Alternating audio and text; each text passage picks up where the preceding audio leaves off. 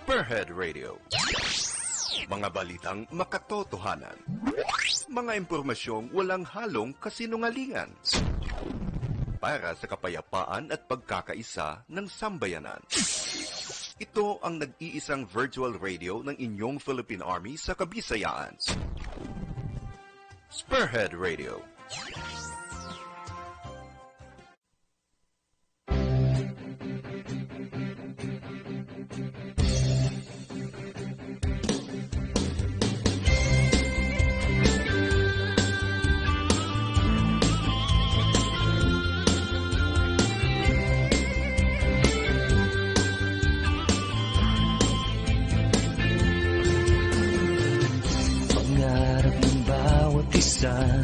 Dito na magsisimula, patuloy lang lumaban, kasama mo kami. Huwag lang sumuko, huwag patatalo, lagi mong tatandaan, kasama mo kami. Spearhead Radio ang magsiservisyo sa ating bayan. Spearhead Radio ang tunay at makatotohanan. Spearhead Radio ang sigaw ng matanda at kabataan.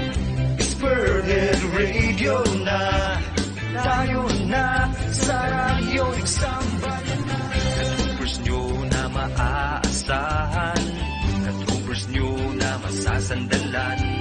Ulan bumagyo, lumindol, bumaha, dito kami, sundalo ng bayan. Huwag kang sumuko, huwag patatalo, lagi mong tatandaan, kasama mo kami. Spearhead Radio ang magsiservisyo sa ating bayan. Spearhead Radio ang tunay at makatotohanan.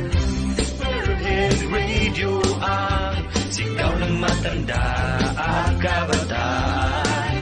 Spearhead Radio na, tayo na sa radyo isang bayan na. Katumbers nyo na maaasahan, katumbers nyo na masasandalan. Ulan bumagyo, lumindol, bumaha, dito kami, sundalo ng bayan. Huwag kang sumuko, huwag patatalo, lagi mong tatandaan, kasama mo kami. Spearhead Radio ang magsiservisyo sa ating bayan. Spearhead Radio ang tunay at makatotohanan. Spearhead Radio ang sigaw ng matanda at kabataan. Spearhead Radio na, tayo na sa radyo isang bayanan.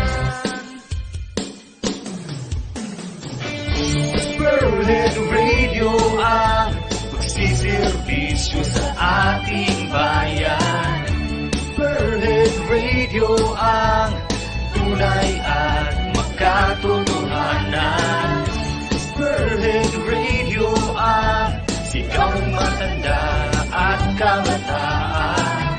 Spearhead Radio na, tayo na sa radyo isang bayanan.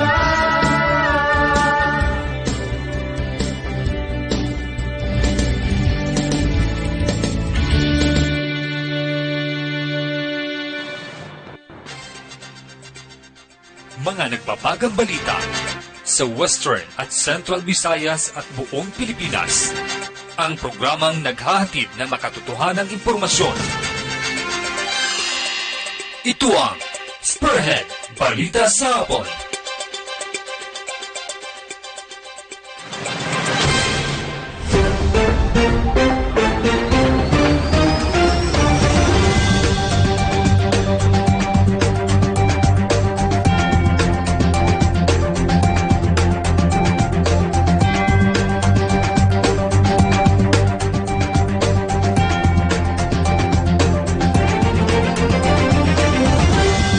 Oras sa Spearhead Radio, Philippine Standard Time, alas 2:41 ng hapon. Magandang hapon Luzon, Visayas at Mindanao. Ito ang Spearhead Balita sa Hapon, ang news program ng Spearhead Radio. 3rd Infantry Division, Philippine Army. Araw tayo ng Sabado, September 25, 2021. Ako ang inyong tagapagbalita, Spearhead Trooper Von David Cabagua. At ngayon sa ulo ng ating mga balita.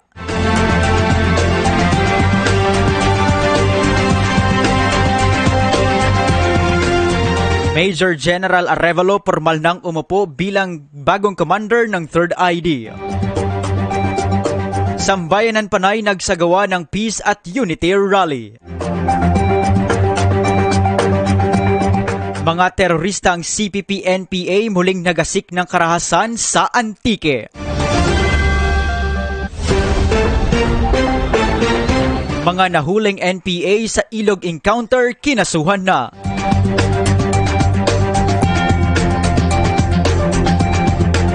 Army at NPA nagkasagupa sa Surigao del Sur, 2 NPA patay.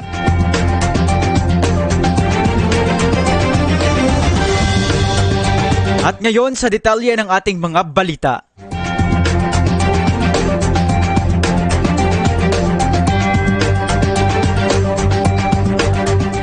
Formal nang umupo bilang bagong commander ng 3rd Infantry Spearhead Division si Major General Benedict Arevalo sa pamamagitan ng isang change of command ceremony sa Camp Peralta, Hamindan, Capiz nitong Setyembre 21 taong kasalukuyan. Pinalitan ni Major General Arevalo si Brigadier General Noel T. Baluyan na umupong Acting Division Commander kasunod ng mandatory retirement ni Major General Eric Vinuya noong nakaraang Setyembre 6. Sa kanyang mensahe tiniyak ni Major General Arevalo sa lahat ng Spearhead Troopers na hindi siya uupo upang mag-utos lamang, kundi magsisilbi sa mga sundalo upang magampanan ng maayos ang kanilang trabaho. Inihayag din ni Major General Arevalo ang magiging pilosopiya ng division sa ilalim ng kanyang panunungkulan. At ito ay ang division ay para magsilbi at hindi para silbihan. Aniya dapat adoptahin ng nabanggit na pilosopiya ang customer-friendly culture na nakatuon sa kapakanan ng mga sundalo sa pamamagitan ng pagtrato sa kanila ng maayos na may karangalan at dignidad bilang mga pangunahing customers. Maliban sa division philosophy, inihayag din ni Major General Arevalo ang kanyang campaign philosophy na gabayan ng mantra o slogan na loved by people, feared by the enemy. Binigyang diin ng bagong 3rd ID Commander ang kahalagahan ng patuloy na pakikipag-ugnayan sa mga stakeholders, LGUs, national government agencies, civil society organizations, academe, at iba't ibang sektor upang mapanatili ang operational momentum at accomplishments. Nanawagan din siya sa mga stakeholders na samahan ang 3rd ID sa pakikipaglaban sa dalawang banta na kinakaharap ngayon ang CPP-NPA at COVID-19. Napag-alaman na bago ang kanyang appointment bilang 3rd ID Commander, si Major General Arevalo ay nagsisilbing Deputy Chief of Staff for Civil Military Operations of the Armed Forces of the Philippines.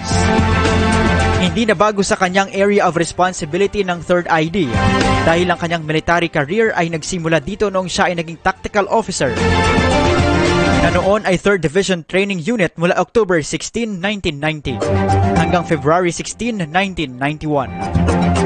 Iginugol niya ang unang 10 taon ng kanyang military service sa 3rd ID kung saan humawak siya ng iba't ibang posisyon. Bumalik siya sa 3rd ID noong umupo siya bilang commander ng 301st and 303rd Brigades noong 2018 at 2019. Si Major General Arevalo ay miyembro ng Philippine Military Academy Class of 1990.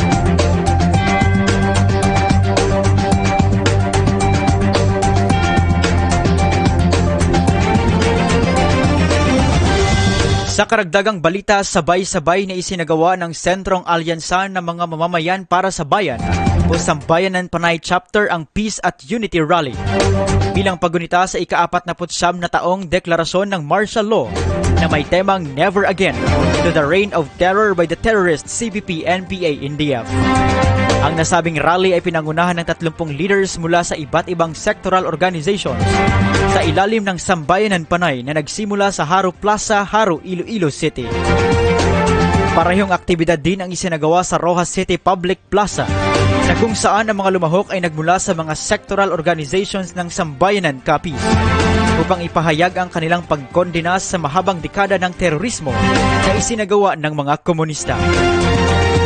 Ayon naman kay Winnie de Bleszo, ang coordinator ng Sambayanan Panay, na ang mga kasapi ng nasabing mga samahang dumalo sa rally ay dating mga taga-suporta ng basing masa ng CTG Front Organization tulad ng Kadamay, Gabriela, Anak Bayan at Pamalakaya na nagbalik loob sa pamahalaan. Tinuligsan nila ang CTG at nakatuon ngayon na tulungan ang gobyerno sa pagsisikap na wakasan ang lokal na armadong komunista upang makamit ang isang makatarungan at pangmatagalang kapayapaan at napapaloob na kaunlaran. Pinuri naman ni Brigadier General Marion Sison, ang commander ng 301st Infantry Brigade, ang Sambayanan Panay para sa kanilang pagsisikap na ipagbigay alam sa publiko ang mga kabangisan na ginawa ng CPP-NPA-NDF. Ayon kay Brigadier General Sison, ang paggunita ng martial law ay nagpapaalala sa atin na ito ay naideklara upang matigil ang mga karahasan na dulot ng mga teroristang grupo tulad ng CPP-NPA-NDF at tandaan na ang terorismong dulot ng komunismo ang tunay na kalaban ng kapayapaan at kaunlaran.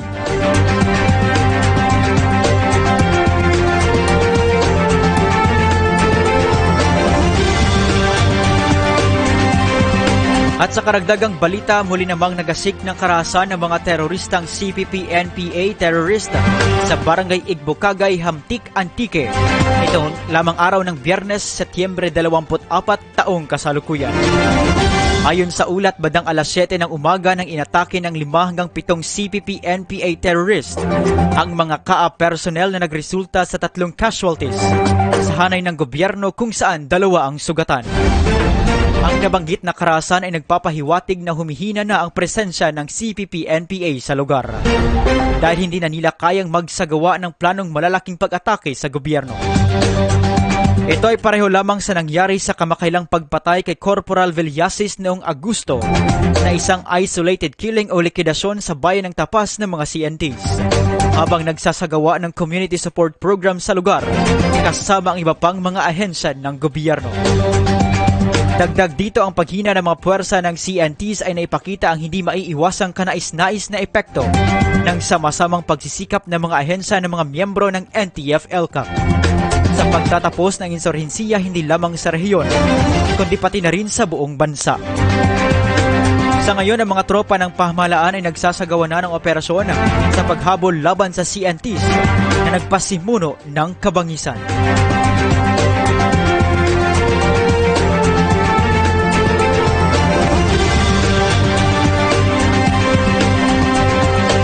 Abangan ang iba pang mga balita sa pagbabalik ng Spearhead Balita sa Hapon.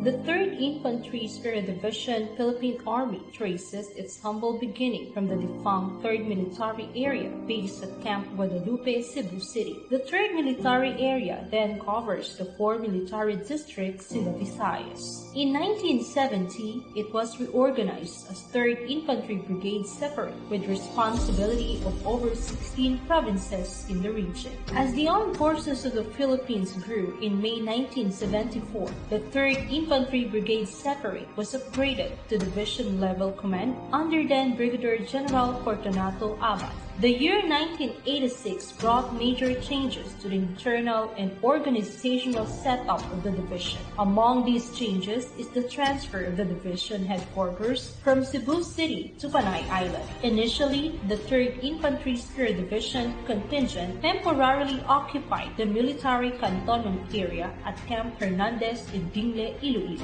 The 3rd Infantry Brigade Separate Philippine Army, then under the command of Brigadier General Fortunato U. Abad, Armed Forces of the Philippines, was redesignated as 3rd Infantry Tagapanguna Division, Philippine Army on 01 May 1974, pursuant to General Orders No. 623, General Headquarters, Armed Forces of the Philippines. The present cantonment area of the 3ID was granted through Presidential Proclamation No. 67 by President Diosdado Macapagal. It was then called Camp Haina Norte, named after the host barangay. In the same year, the Sangguniang Bayan of Amindan Capiz, through Resolution No. 19, Series of 1986, officially proclaimed the dedication of the camp in the name of Brigadier General Macario B. Peralta Jr. General Peralta was a guerrilla hero during the last World War who, as a Philippine military major, organized the 6th Military District based in Panay and successfully led the guerrilla movement in the Visayas against the Japanese invaders.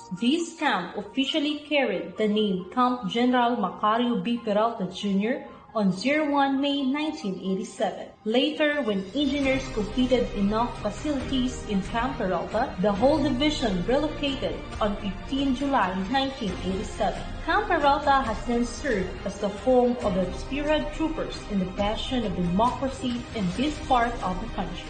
In order to accomplish its mission, the division employs the 3 maneuver brigades, which include 301st Bayanihan Brigade, stationed at Camp Hernandez, Dingle, Iloilo, 302nd Achiever Brigade, stationed at Camp Leon Pilat, Barangay Santa Cruz Viejo, Tanhay, Negros Oriental, and the 303rd Brown Eagle Brigade, stationed in Camp Hirona, Murcia, Negros Occidental. In 2015, Headquarters CENTCOM's FRAG-O provided the shifting of main effort from 8ID to 3ID in the area of responsibility over Cebu Province. The need to extend the area of responsibility of the 302nd Infantry Brigade to cover Cebu paved way for the launching of FRAG-O 03-2014, dated 14 January 2015, considering the declaration of Capiz, Iloilo, Antique, Negros Occidental, and Negros Oriental as peaceful and ready for further development provinces, and declaration of the provinces of Siquijor, Guimaras, Cebu, and Aklan as normalized and insurgency-free provinces. In consonant to the AFP's CSSP Kapayapaan Campaign Plan Pag-Uswag, which was anchored on the idea of moving forward, was implemented to better address the ever-changing dynamics of threat and security. The 3rd Infantry Spear Division Philippine Army, under the stirring leadership of Major General Eric C. Binoya, Philippine Army, its 32nd commander,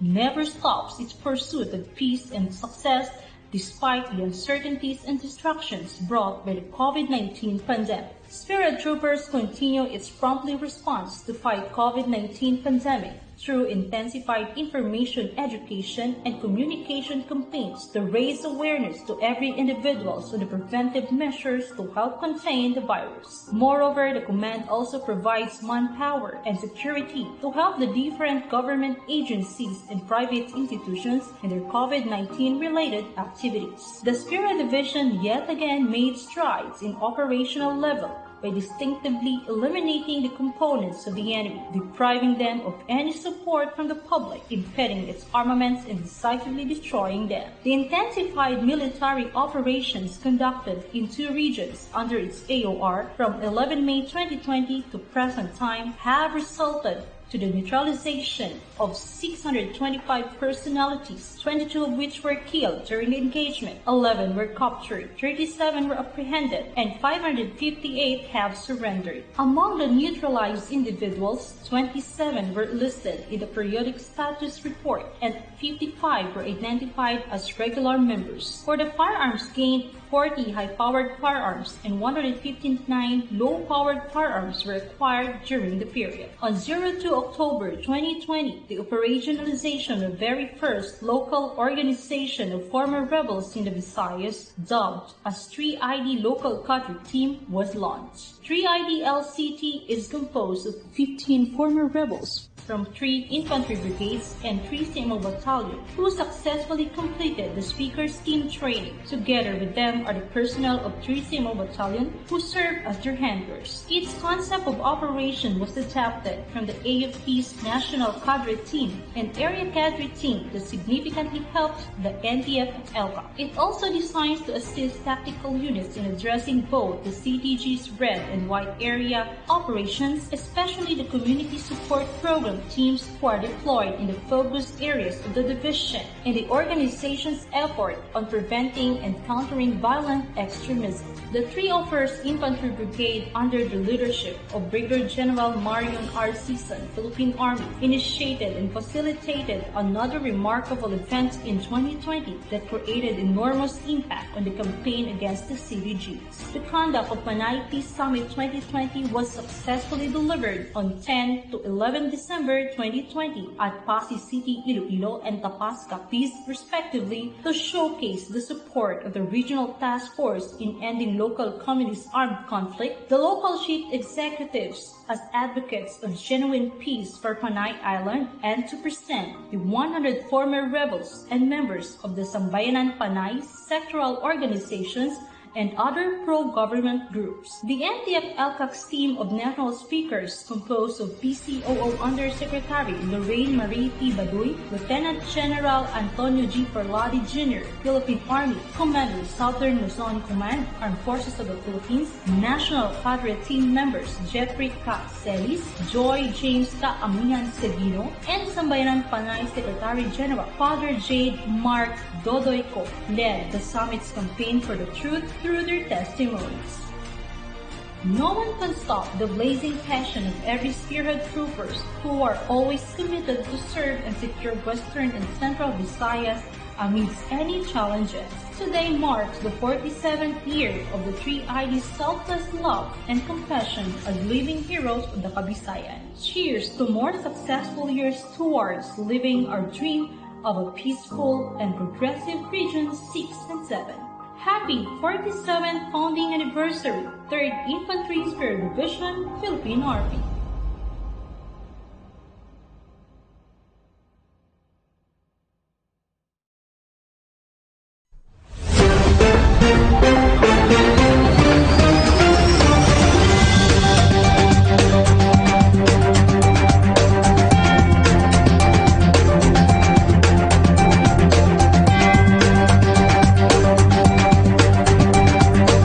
At sa karagdagang mga balita, sinampahan na ng Negros Occidental Police Provincial Office ng kaso ang 3 kasapi ng NPA na nahuli kasunod ng engkwentro sa sitio Balik-Balik, Barangay Tabo sa bayan ng Ilog, Negros Occidental noong Setyembre 14 taong kasalukuyan. Ayon kay Colonel Romy Plage, hepe ng NOCPPO, kasong paglabag sa Republic Act 9516 o Unlawful Possession of Explosives at RA 10591 o Comprehensive Law on Firearms and Ammunition ang sinampalaban kina Ronel Evangelista Bordago at Jobel Pacundo Mabayag. Kinasuhan din ang paglabag sa RA 9516 o Illegal Possession of Firearms, Ammunition or Explosives si Nilda Bertoliano, tinukoy na sekretary ng Southwest Front Komiteng Rehiyon Negros. Ang kaso na isinampa kay Bertolano ay non-bailable ayon kay Colonel Plage. Samantala, binati naman ni Plage ang mga kasapi ng 6th Special Action Battalion ng Special Action Force, 15th Infantry Battalion at 2nd Negros Occidental Provincial Mobile Force Company dahil sa matagumpay na operasyon.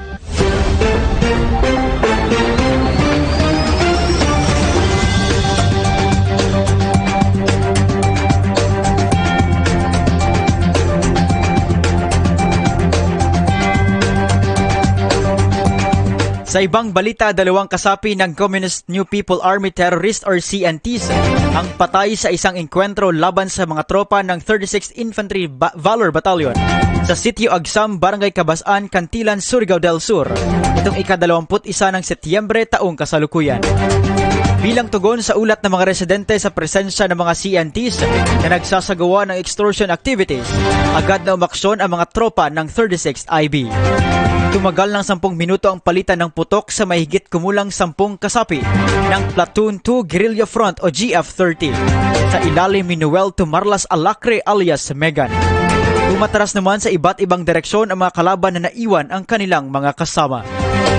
Ang nasabing sagupaan ay nagresulta sa pagka-recover ng 2 cadavers ng NPA fighters at pagkasamsam ng isang M16A1 rifle, isang AR-18 rifle, isang carbine, isang bandolier na may 2 long magazines at isang short magazine ng M16, 4 na backpacks, 2 cellphones, medical paraphernalia, personal belongings at mga subversibong dokumento.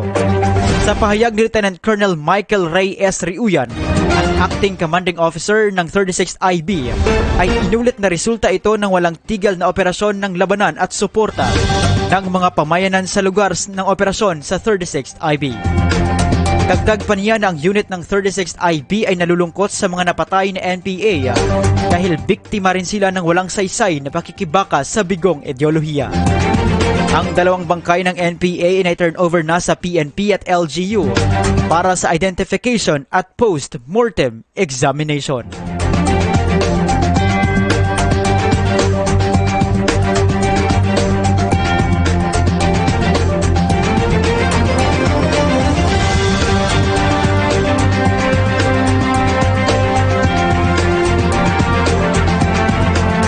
Oras sa Spirit Radio, 3:02 na ng hapon.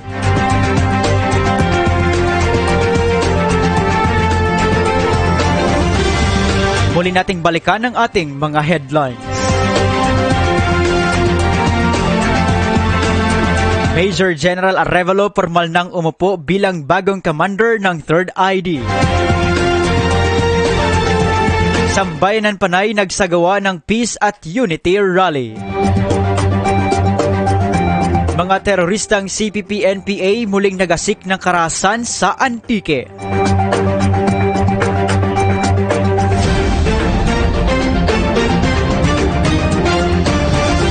Army at NPA nagkasagupa sa Surigao del Sur at 2 NPA patay.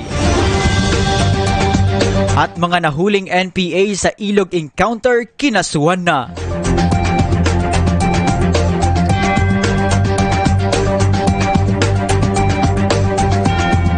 Bago tayo magpaalam, atin mo nang batiin ang lahat ng ating mga followers at viewers na nakatutok live sa Spearhead Balita sa hapon.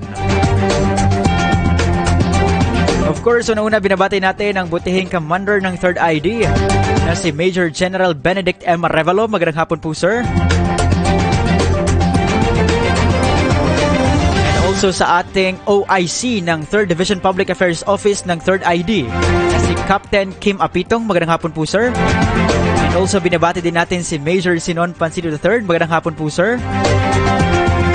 And also sa ating mga unit brigade, sa ating mga line units, sa ating mga support unit, elite forces at post unit na under sa ating 3rd ID, mga moms and sirs, maraming salamat po sa pagtutok at magandang hapon po sa lahat.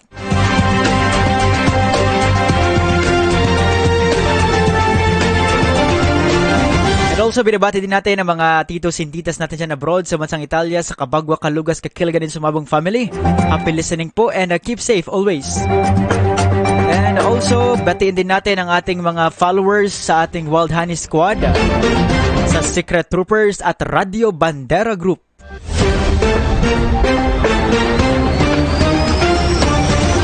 And also, good afternoon to Micol Cabago watching us live from Doroglion, Iloilo. Maraming salamat. To Rems Benteds watching us live from Pasig City. Maraming salamat po. Also to Ma'am Jed Galang or Ma'am Marisa Joy Gonzaga. Magandang hapon po, ma'am. At sa lahat po ng mga Kajan Army Diaries, kina Sir John Bravo at Sir Joko, maraming salamat po. Also to Roy Gaspar watching us live from Bungso Andumaro, Capiz. Then sa Aguilario at Asupardo family na nakatutok sa atin. Maraming salamat.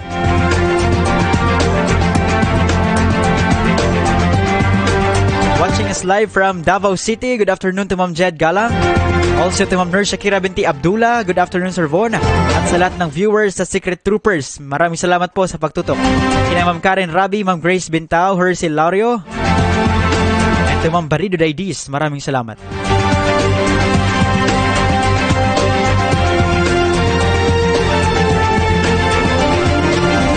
At sa lahat din po ng ating mga ka-troopers na palaging nakatutok live sa Spearhead Balita sa hapon, maraming salamat po. And please continue liking and sharing our page, ang Philippine Army Spearhead Troopers. Pwede nyo rin i-follow ang aming official Instagram account at just type Spearhead Troopers 90 at ang aming official Twitter account na Spearhead Troopers. And of course, paki-follow na rin po yung aming Facebook page ng official Facebook page ng Spearhead Radio. At abangan din po ninyo mga ka-troopers sa mga bago nating update pagdating po sa ating Facebook Live. Lahat po ng ating Facebook Live ay doon na po mag-a-appear sa aming Facebook page na Spearhead Radio. At paki-follow na rin or paki-subscribe sa aming YouTube channel na Philippine Army Spearhead Troopers. At magkakaroon din po tayo ng cross-posting po doon sa ating Facebook page na Spearhead Radio at ang ating YouTube channel na Philippine Army Spearhead Troopers. Also, good afternoon to Ma'am Jed Galang. Maraming salamat po. And you're welcome to Rems Bentage.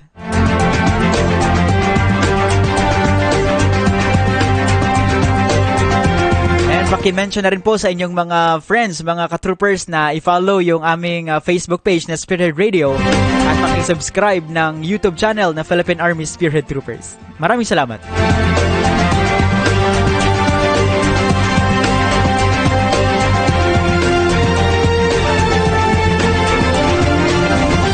Yan ang kabuuan ng ating pagbabalita sa araw na ito.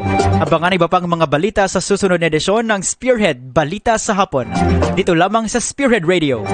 Sa muli ako ang inyong tagapagbalita, Spearhead Trooper Von David Cabagua. Magandang hapon and happy weekend everyone.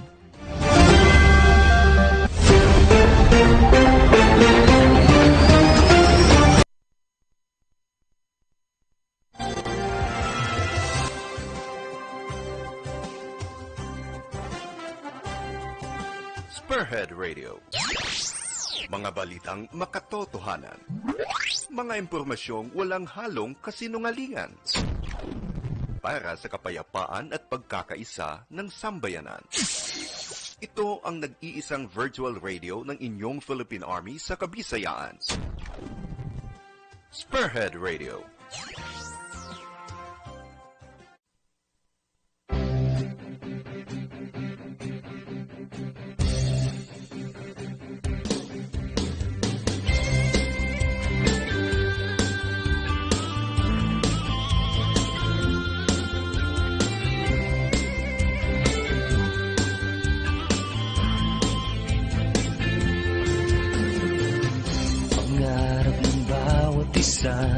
Dito na magsisimula, patuloy lang lumaban, kasama mo kami.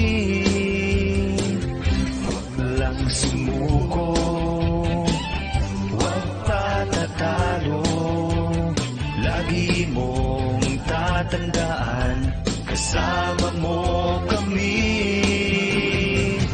Spearhead Radio ang magsiservisyo sa ating bayan. Spearhead Radio ang tunay at makatotohanan. Spearhead Radio ang sigaw ng matanda at kabataan. Spearhead Radio na, tayo na sa radyo isang bayanan. Ka-troopers nyo na maaasahan, ka-troopers nyo na masasandalan. Ulan bumagyo, lumindol, bumaha, dito kami sundalo ng bayan. Huwag kang sumuko, huwag patatalo, lagi mong tatandaan,